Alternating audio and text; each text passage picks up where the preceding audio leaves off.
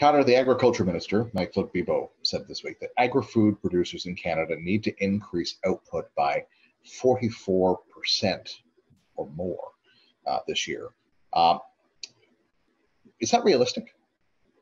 Yes, Chris. So compared to last year, when farmers across Western Canada, across the prairies, almost from Northern Ontario right to the Rockies, experienced a drought, we'll see production increase this year. But that really comes to the fact that we had terrible conditions last year, almost unprecedented in recent history last year. And it looks like this year is going to be pretty good growing conditions, more average, more in line with normal across the prairies. And so that means we'll see an increase of they're expecting wheat production to go up 44%.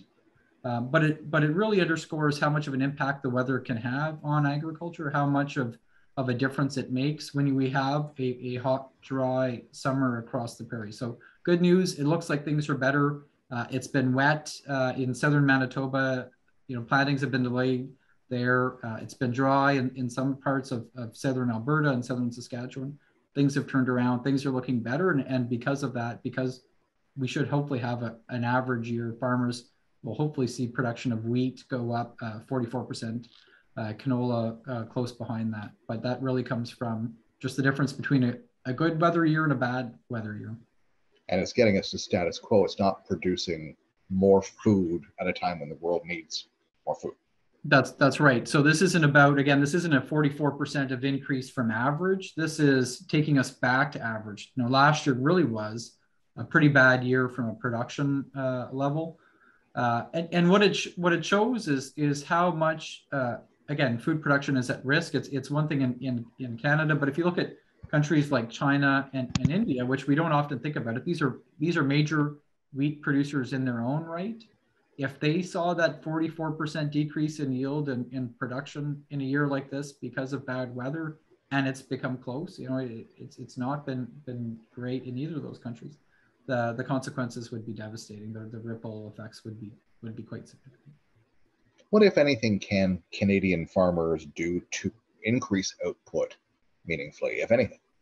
Yeah, so what farmers have already been doing, and governments have been helping with, but farmers have been leading the cause around finding ways to be more resilient and more productive. We saw 30 years ago when Western Canadian farmers pioneered no-till or conventional cropping, and so what that meant was that rather than flipping the soil over every year, exposing the soil in order to bury the old crops, you could plant right into the old stubble, the old the residue that was left.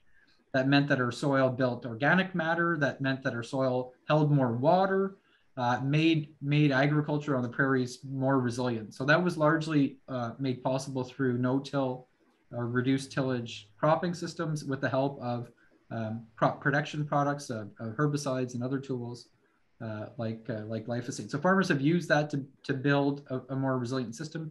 Our crop genetics are better. They get better all of the time. The varieties that farmers are using are more resilient. They can handle more stress. If you took the seeds that were used 30 or 40 years ago and put them in through the weather that we had last year or the year before, their production would have been much worse. But we've been building these more resilient, more productive cropping systems. So we need to keep doing that. We need to keep looking at how can we go further to improve the resiliency and the productivity of our cropping systems. How can we give farmers better tools to, again, manage dry conditions or manage wet conditions? How can we invest in the research and development needed to build seeds and cropping varieties that are more resilient and more productive? So some of those solutions, don't just come tomorrow. They require long-term investments, long-term commitments. That's investments from farmers, that's investments from government, that requires partnerships of working together. So that's that's something that has been worked on and is having results, but means that we probably can't do a lot overnight to significantly increase our production.